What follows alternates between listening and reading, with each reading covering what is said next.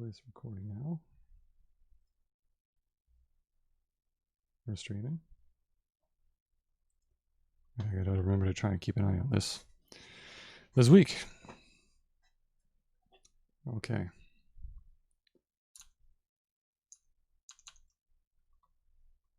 Just wait a minute or two. See if anybody shows up. Maybe a little shout out. Functional programming, Slack.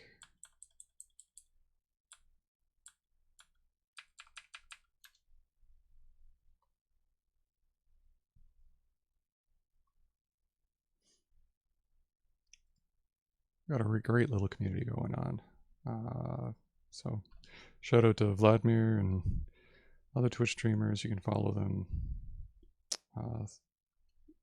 They're also on the Slack. We kind of talk on this Watch Me Code channel. So that's me.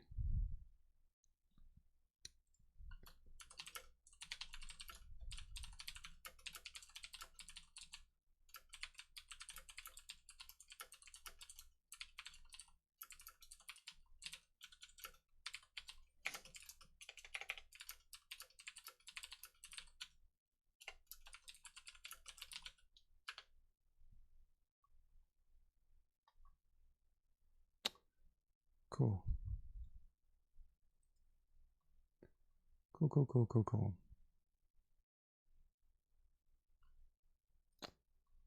Right. Well, let's get some music going, and then we'll get down to it.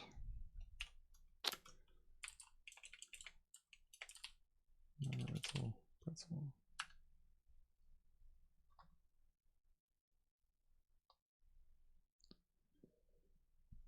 All right, so last stream, we were working on a client library. And we'll keep working on that as we go along, and probably do a little bit of that tonight. And maybe you and I, we can talk about our plans. I had some plans and some ideas for the design of the storage backend that I've been mulling over, and so I just want to share that maybe a little bit on stream and kind of go through some of my thought process and things I'm investigating at the moment. But for now, let's just get that client library talking to the server. So we still have a bit of work there to do. And I think reviewing kind of like the server code, it's a little bit all over the place. So we could probably clean that up as well, because I don't think the logging is quite working the way I want it to. So apologies again for Tuesday. I spent about 2 hours talking to my computer without an audience, thinking I was streaming, so I'm keeping an eye on it tonight. Hopefully that won't go down that way again. So talking about our client library, we have this little run Rosby thing that is lifted pretty much from the network socket example. It's going to run some function with our socket here. Thinking about client library design, there's really, I feel like there's two kinds of schools of thought around this.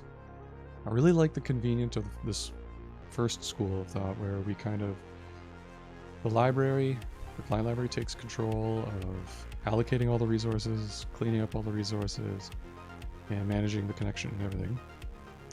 And then you kind of just give it little commands and it does stuff.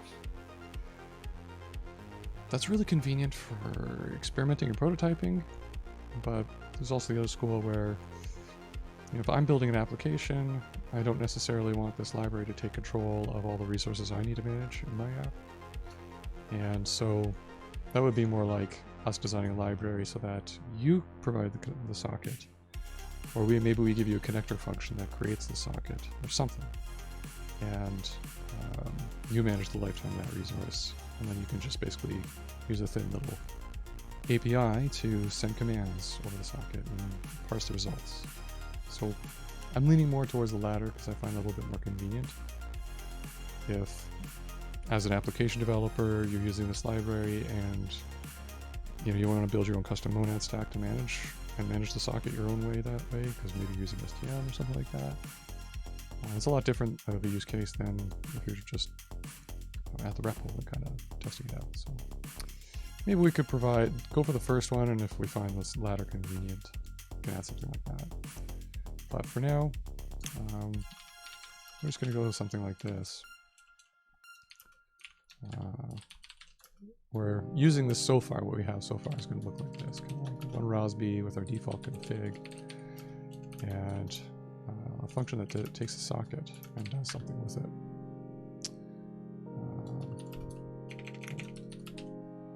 First, we're going to have to import byte string, network socket byte string.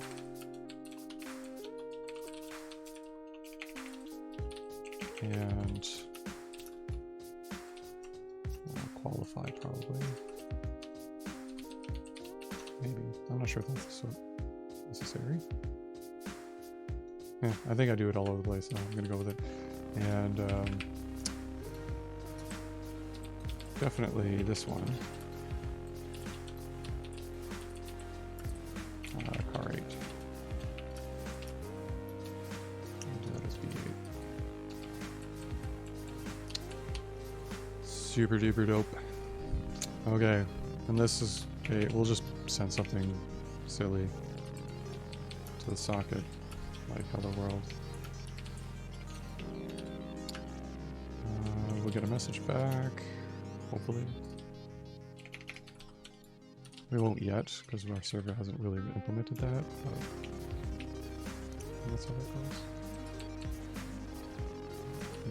And then just print it out. We need to unpack this byte string to a string. What did I do?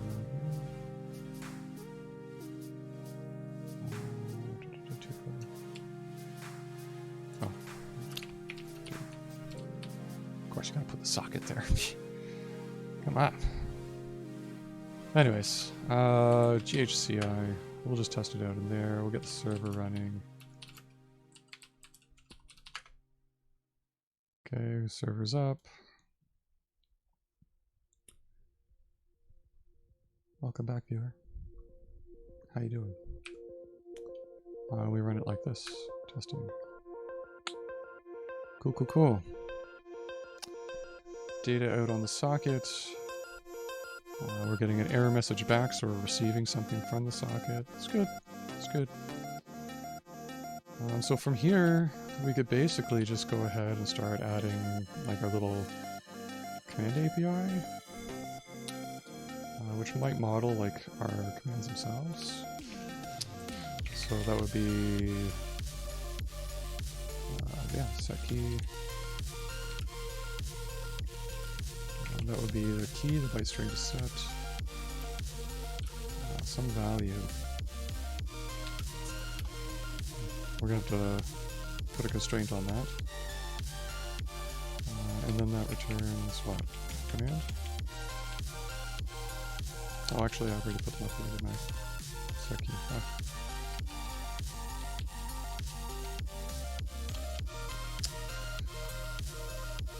Oh well. Yeah, we just put byte string there. That's probably fine. So it creates the commands directly, and then we just need a way to send it. So let's just try one here.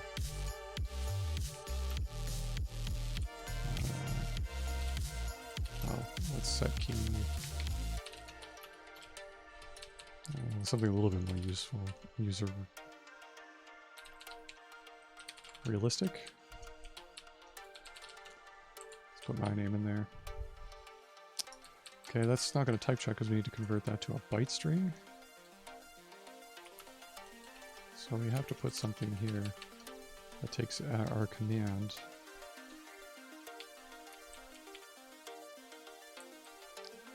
And puts it into byte string.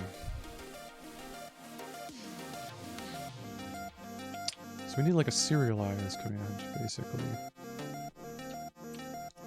So for that, do we need to do that in here, or should we put in core?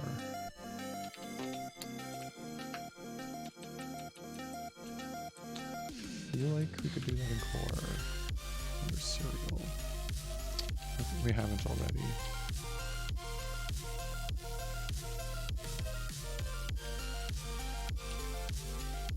Now, if we can get it to a primitive, we can serialize it out to a byte string.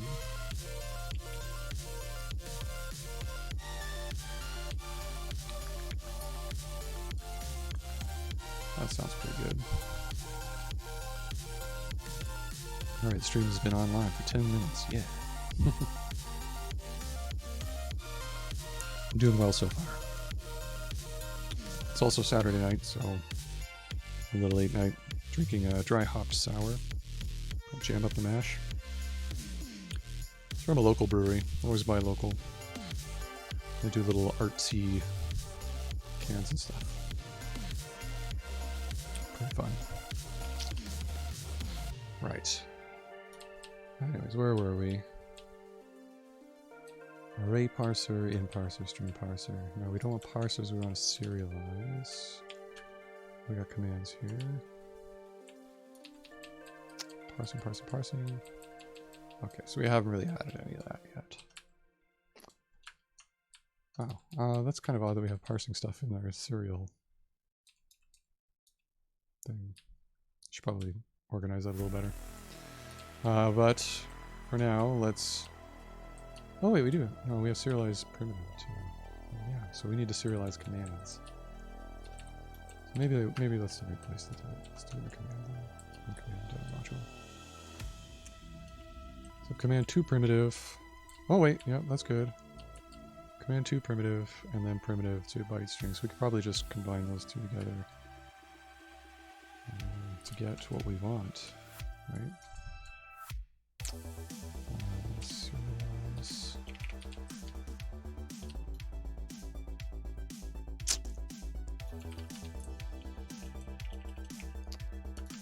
I think we'll get in trouble with me. No? Okay, cool. We're going to go from command to byte string. And the first thing we need to do is take the command to a primitive. Right. And this is where I might get in trouble here. So I'm going to rename that to command. Serialize command. And now that should be the serialize we want. And that's good.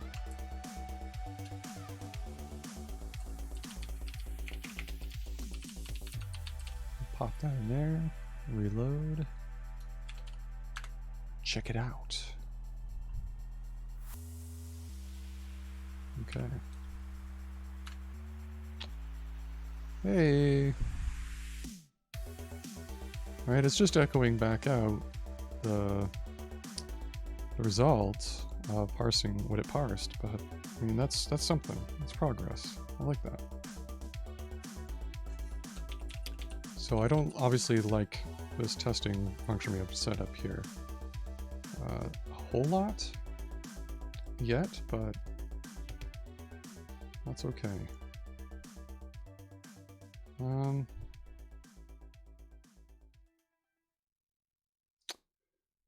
Yeah, okay. We could do get key, I guess. Just to make sure. Just to make sure. This is Haskell. We're not programming in dynamic languages or C. Alright, okay. Moving on then.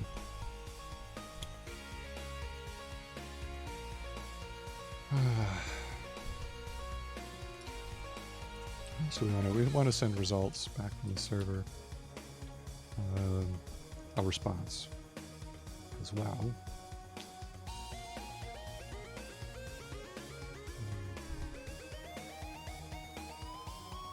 Or maybe we could just turn this into a little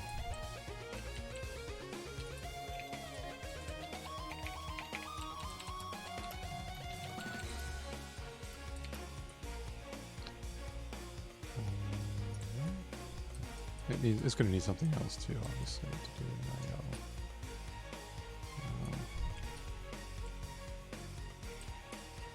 I was just thinking, like, kind of turning testing into kind of a higher level thing. Take the socket to command.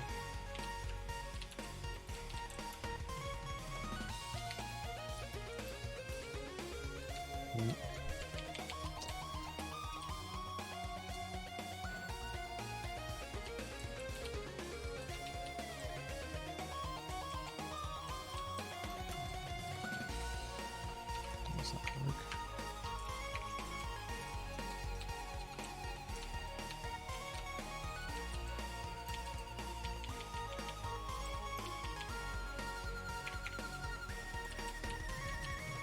And that's because this needs to be like that.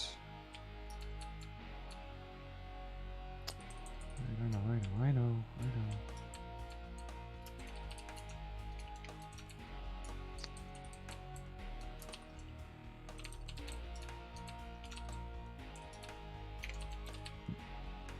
Excuse me. Okay.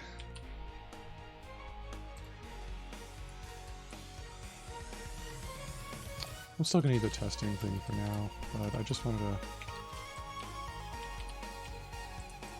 Maybe we should just connect this. Cool. Let's stop the server. I don't remember if we ever actually built HLint under Linux. Rosby. Client. Always good to run your HLint stuff if you can before you commit. Yeah, we didn't really build it under Linux yet. I think there was something weird going on with that, as I recall. So we'll just do it on the Windows side, because I think we did build it there. Rosby.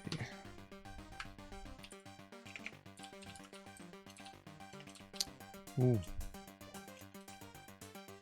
Multi-project setup. Yeah. We might not even have it here.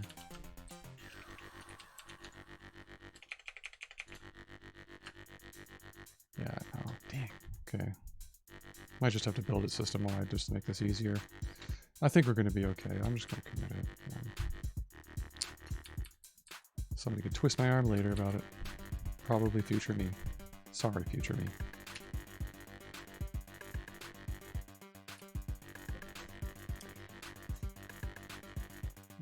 That's because present me is a jerk.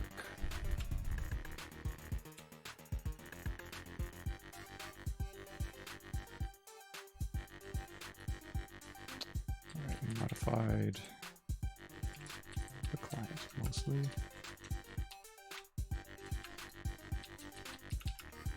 We added a serialized command function.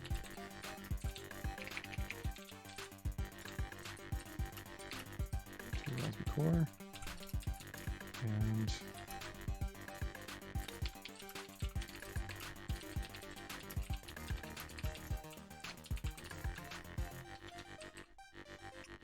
that's good. Okay, cool. Let's see. So we could serialize out responses back, and at least like a fake response from the server to make it look like what it might look like interacting with it for realsies.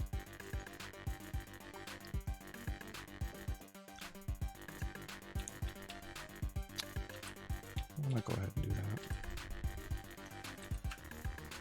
So let's go into the server.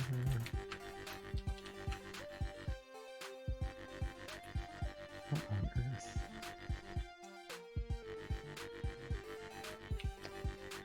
Okay, cool. Yeah. Oh, man. Yeah, we need to revisit this a little bit, because like, look at all this duplication everywhere and stuff. Oh boy.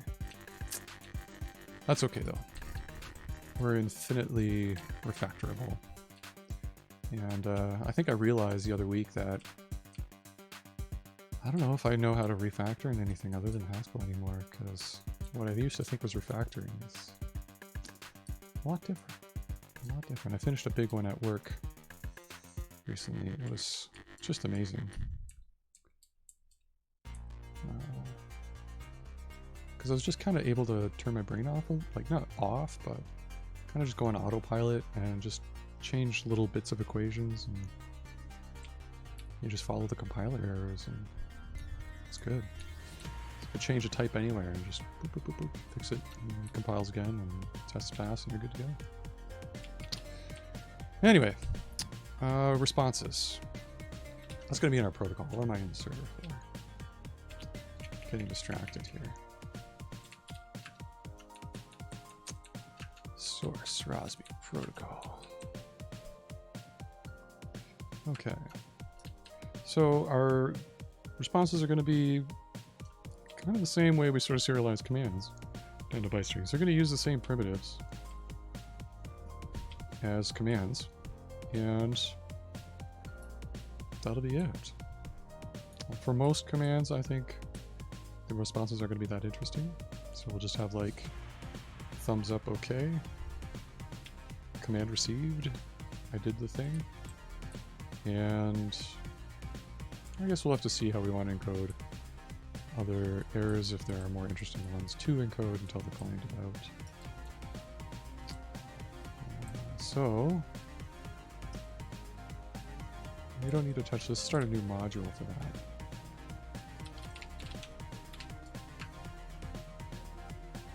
Right. And then we can kind of start some standard response types and see if that kind of really feels good and works out. I think we're protocol response.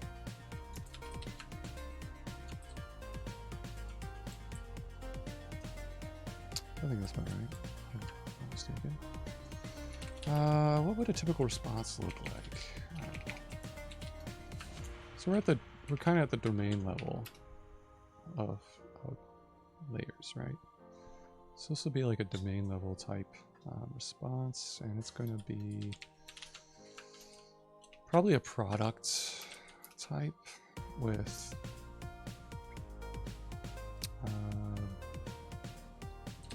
satisfied results, some type of results.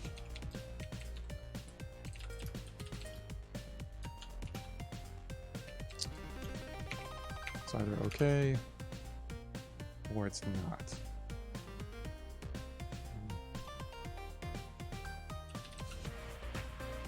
Or just not okay. The opposite of that. It's almost Boolean. But we could probably tag like a little error string in the result type if we wanted to.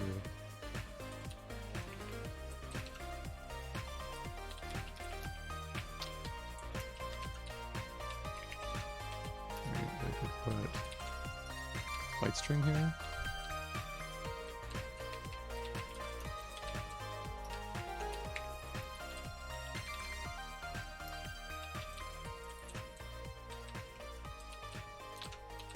And that'll be a type result. Optionally, we could have a message.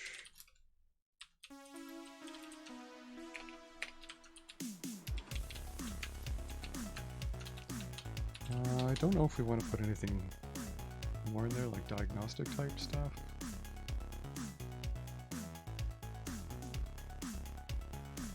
But let's just start small and simple for now. We can always, if we find a use for that kind of thing, we can always add it later. That won't be a big issue, I don't think. Okay, so that looks pretty decent. Our standard responses.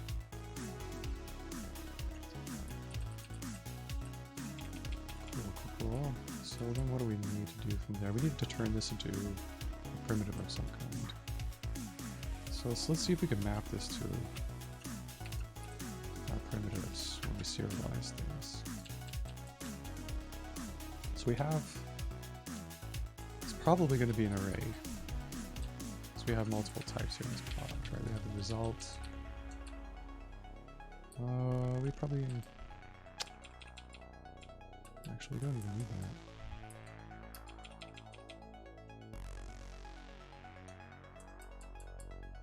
that. Let's leave message even off. And maybe if we want to add metadata to responses above and beyond just the result, we'll do that later, because the byte string here I think is going to encapsulate the failure case as well. So we don't really need the message. Yeah. So, how do we turn a response into our array type? Well, we can encode it like this.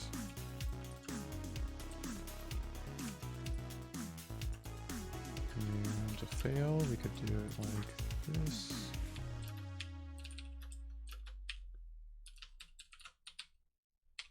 Right? Of course, serialized down to the byte string, but I think that looks pretty good.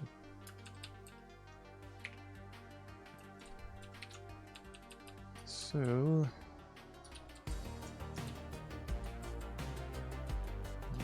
we got the string parser.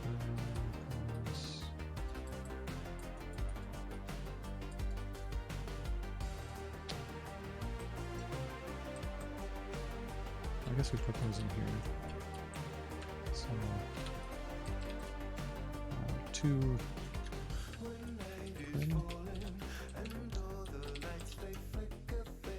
response to primitive. So we're going to import that as well.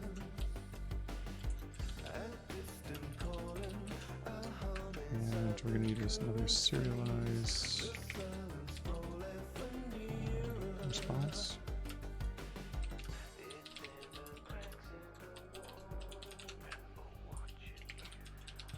Which is probably just going to be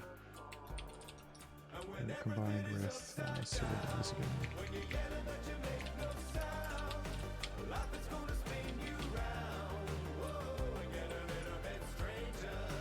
So we have this commonly named toPrim thing, so we might be setting ourselves up for having to import our modules internally as qualified, maybe, but we'll see if that becomes an issue before we worry about it too much. So import serial to get a primitive.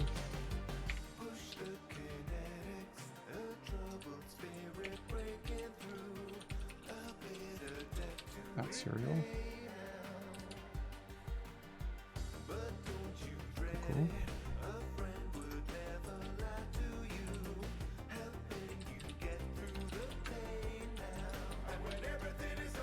Change serial.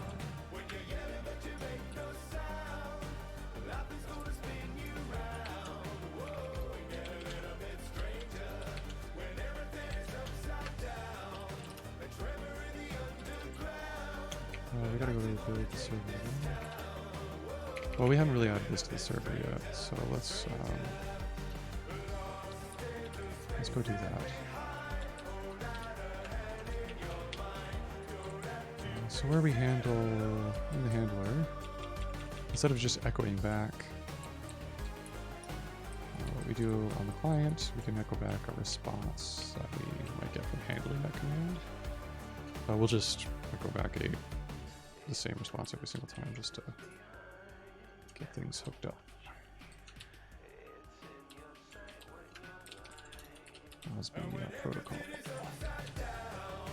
response.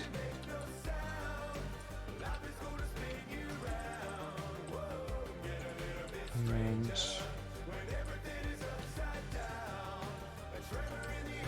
we just call serialize response.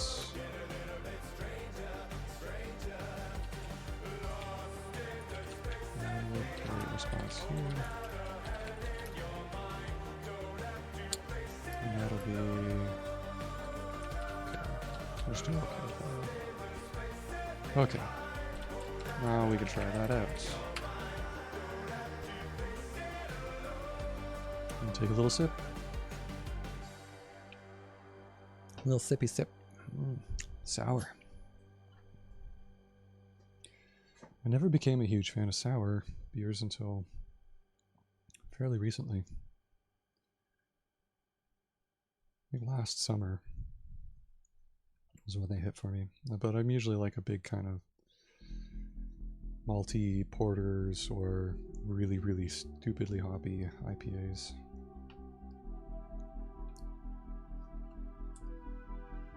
Okay, cool, that built, so let's run it.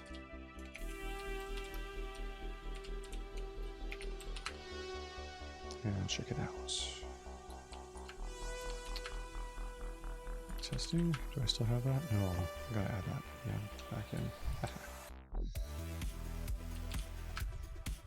Just to make things easy.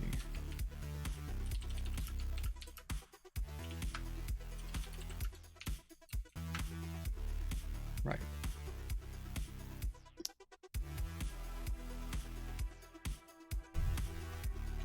We need to do run Rosby, config.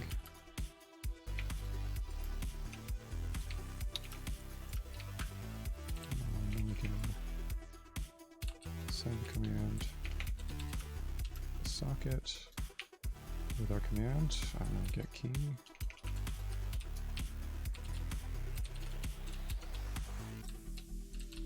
And then we get a message. Receive from the socket, say 24 bytes at a time. And we'll put that back out.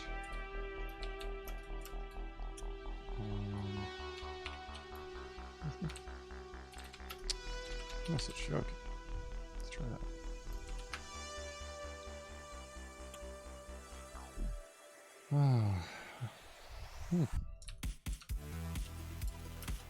Okay, no problem. Looks like our IDE is kind of fallen by the wayside a little bit here.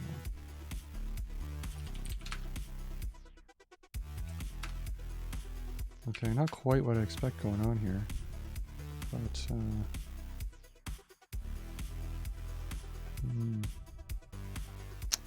let's just go back over to serialized response and make sure we can figure this out.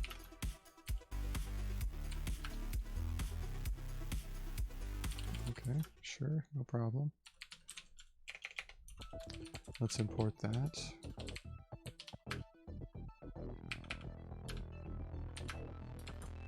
And that's a result. With the response. What do we got going on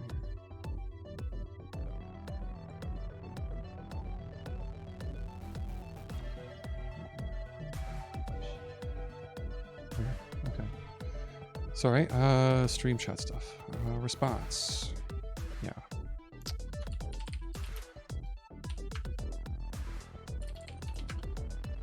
Okay, result okay. What happens when we serialize that?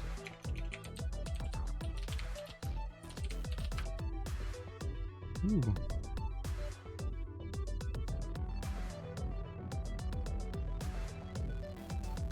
Oh, duh. Staring me right in the face. Oh, another sip. Cheers. Of course. We haven't actually finished the toPrim function. Okay, so we'll just pull in response results. What do we need to do? We need to create a primitive array.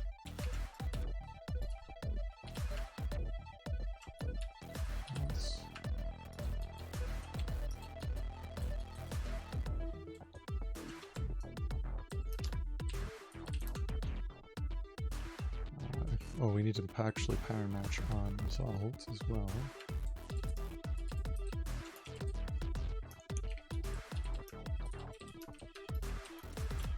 It's okay. That's one thing. It's failed. It's another. In the case of okay, that's cool. That would be an array of what, 2? And that'll just be a stir. Just be a stir, okay. Array 1. In fact, if that's overkill, let's just make a stir, okay.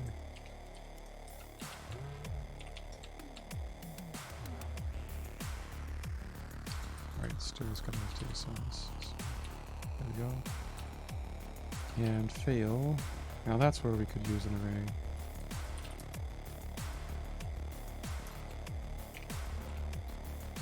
It's gonna be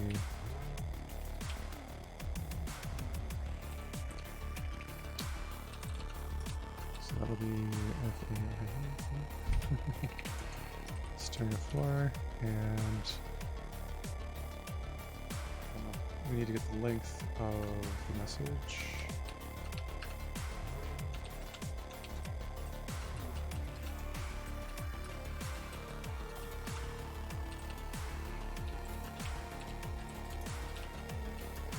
And message itself.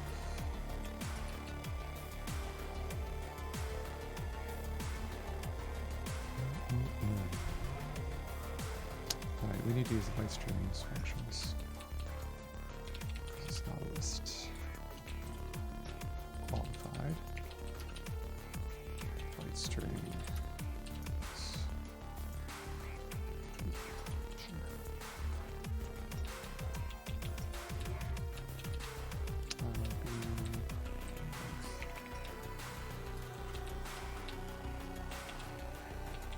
Okay. Jeez.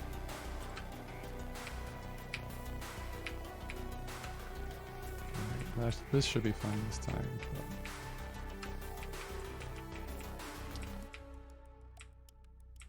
Where did we go?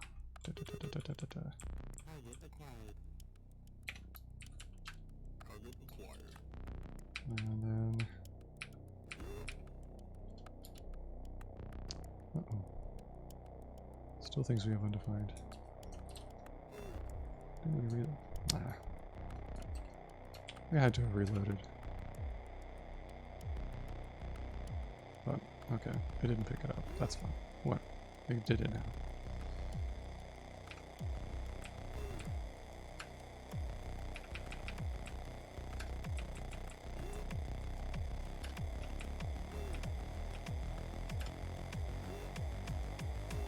Super. Celebration sip.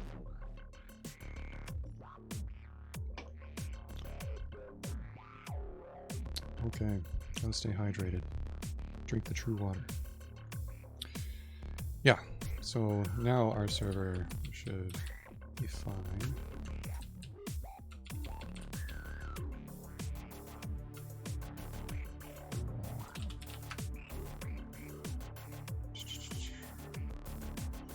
We have to rebuild. We have to recompile server.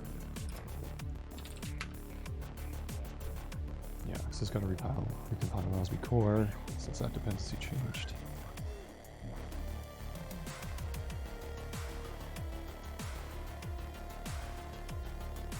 I'd love to hear any tips people have for managing projects like this with GHC IDE. If it's getting better support for it or not in the future. Or where that is. There we go. Right? It's printing it out. So we're sending back a response now. Geez, I don't know why it's doing that though, but that's something.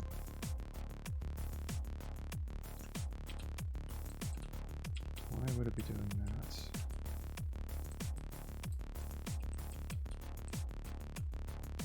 Alright, send all.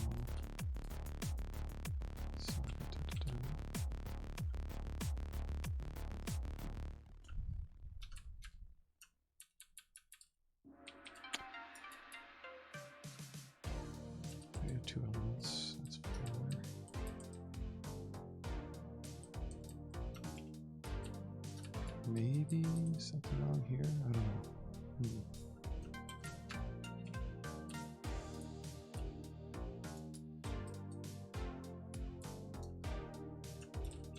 Let's check our diff and see if we can't make a little commit here.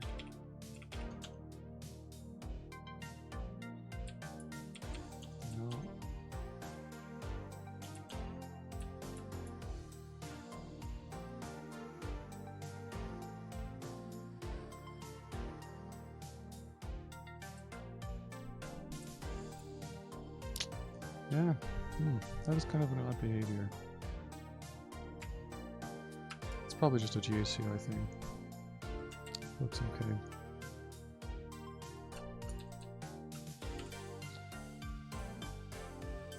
Okay. That will just stash. But the rest we can commit.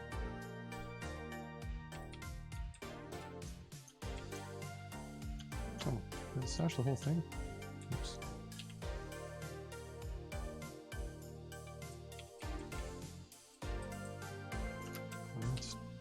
Let's stage those. Stash that.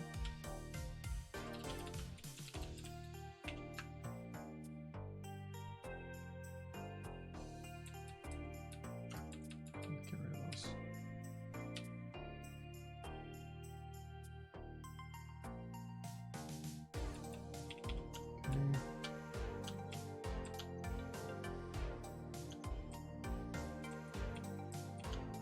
Ugh, I didn't even know. Okay, that's fine. Let's create commit. Stop messing around. Here we go. Modify the server.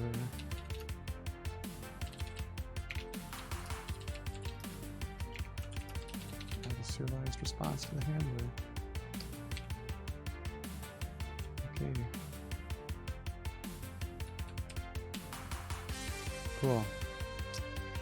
I'm probably gonna pause here to just chat a little bit about the design ideas I have for the storage backend, and then call it a night. So yeah.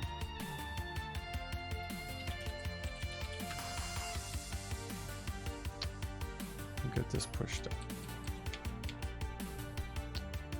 So let me just pull out the old pen.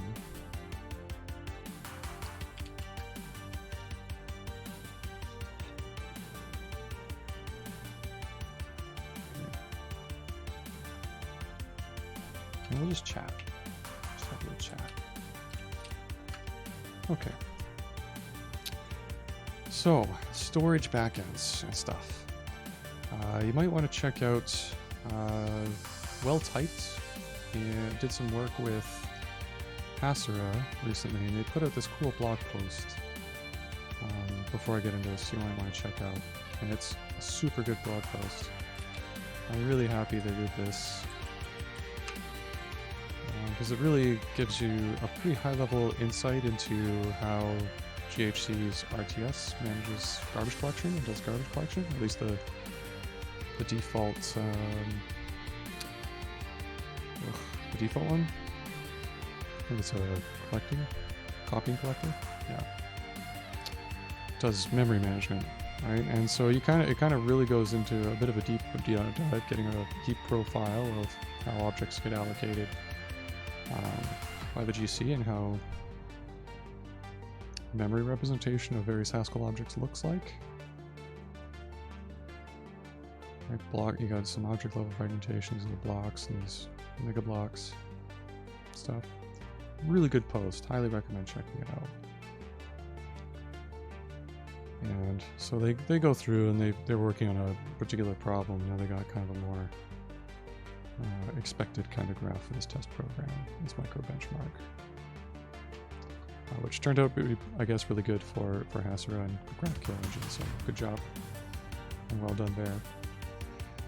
It's good to know this stuff because one of our goals for this project is to create a database in Haskell, an in-memory database, and we're going to be storing that data in memory. One of the things we don't want to do with a kind of database like this is just kind of allow the heap to grow and grow and grow as people add more keys and more data, because then you're going to get something called the out-of-memory killer coming along, hunting you down and terminating your process. And you get to take up too much memory. The operating system could just decide to kill you. Which, I mean, for this kind of server, we're obviously using volatile memory, but it would be nicer of us as good citizens of designing a nice database to at least give the operator some guarantees. Guarantees of predictability, mainly, I think, is going to be what we're reaching for. So that means not just allowing the runtime system to just arbitrarily allocate objects until it dies, but to constrain the size of our database, at least the data store, to a particular user-defined size, and just promise we won't go over that.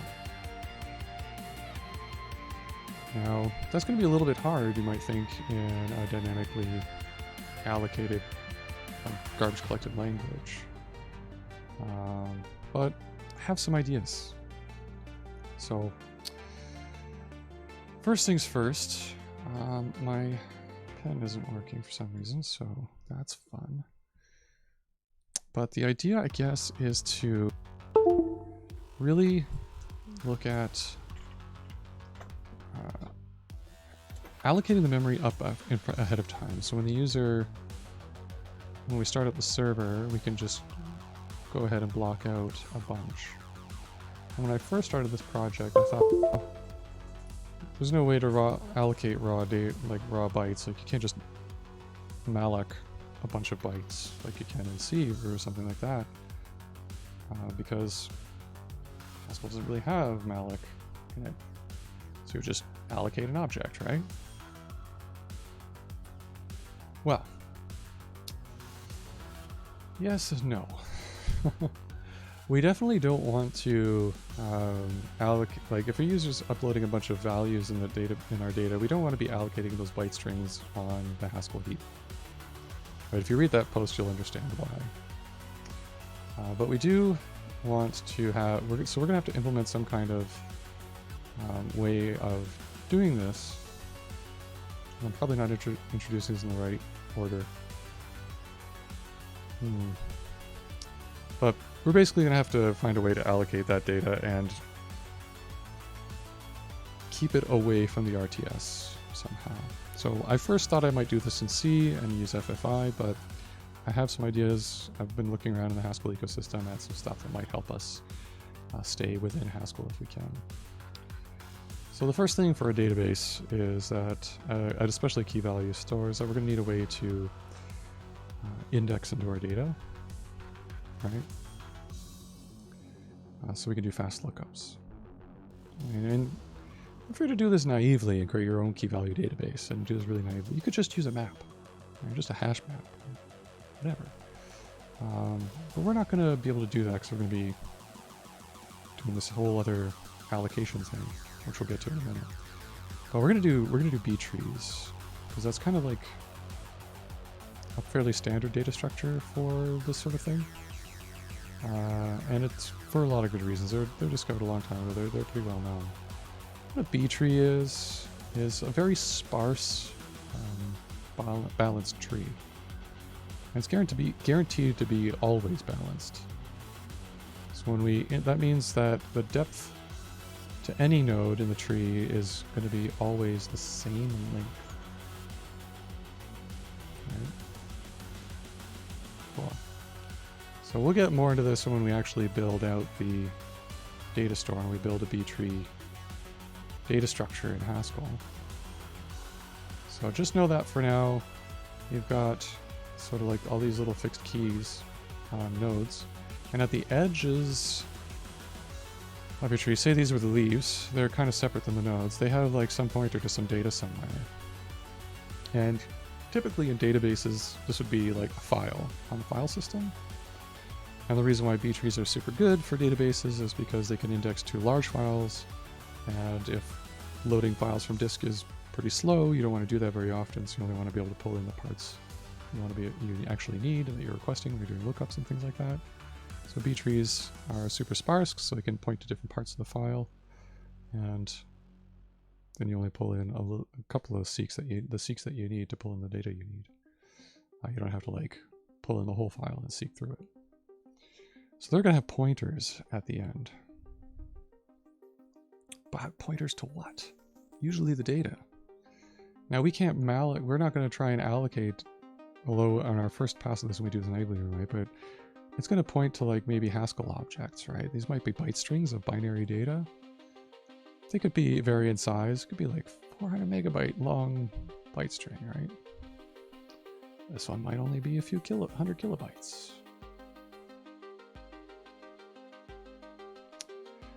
The question is, where do we store these guys here? How do we store them? Okay. So my idea, instead of just storing these on the heap as objects in the leaf nodes, is that we'd need a dynamic allocator. So we pre-allocate a big chunk of memory like this.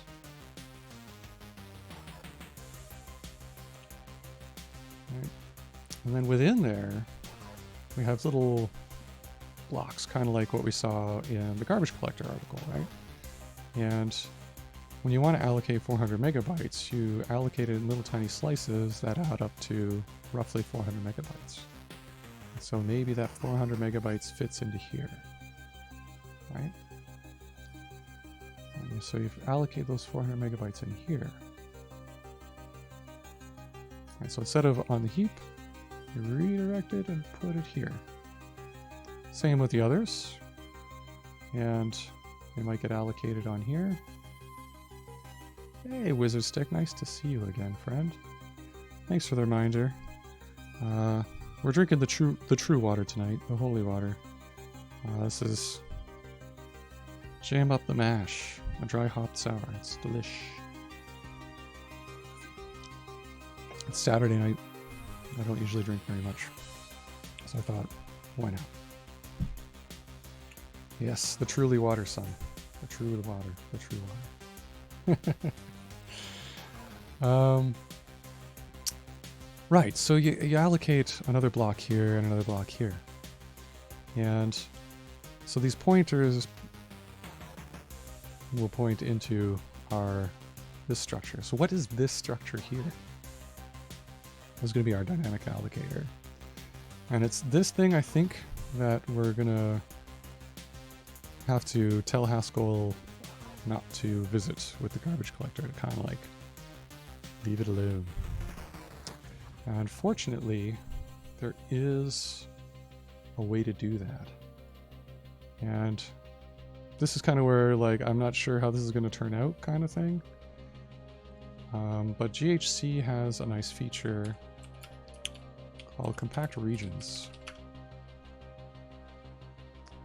And compact regions are a fixed chunk of memory that GHC kind of hides from the RTS, and the garbage collector will just pass over it.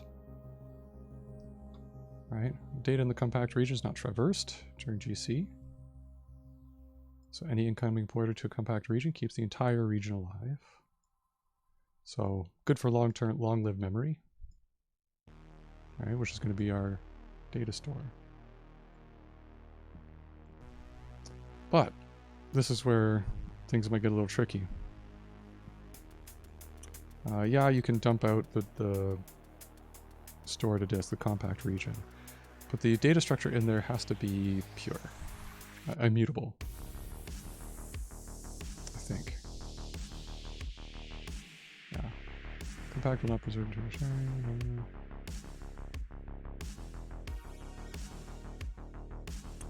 So, yeah, I'm not sure how well this is going to go. I was hoping mutating would be good. for this, because that compact region that we're going to be storing is going to be probably pretty large in real life. And writing a key to it might not be, if we have to copy that whole region out and then back in to update it, might not work.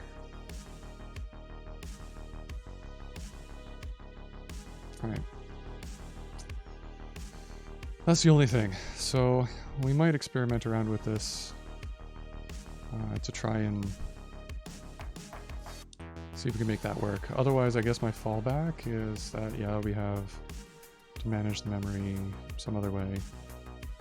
And maybe we'll discover something along the way that can help out, or we just end up using C in the FFI and write the page allocator in C and just use it from Haskell to store our values.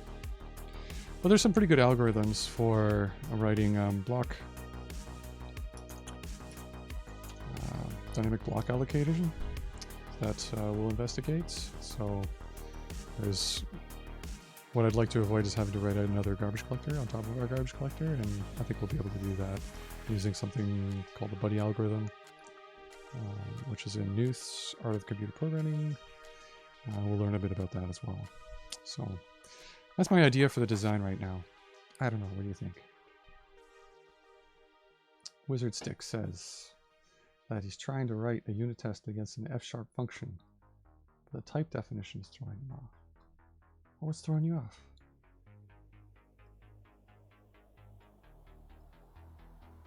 What's throwing you off about the type there, Wizard Stick? I don't know.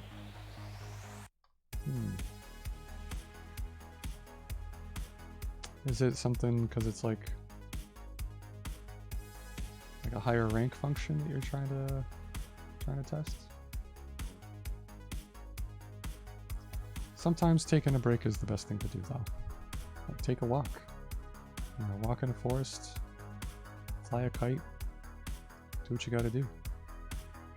Oftentimes, like, my best ideas come to me in the shower after a good night's sleep. So, the mileage may vary. Yeah, so dynamic allocators in a compact region is kind of what I was thinking. So we have a compact region, we have a giant blob of memory here, which we serialize our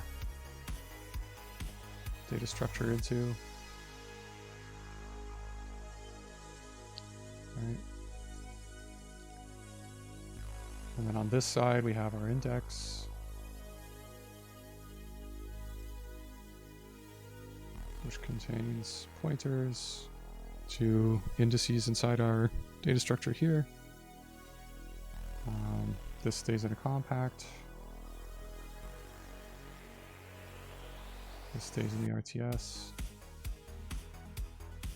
The size of this tree won't grow a whole lot depending on the what do you call it, like branching factor or index. Basically you specify a size for the nodes and how many keys they're allowed to have. The more keys, the wider the tree, but it shouldn't grow very huge.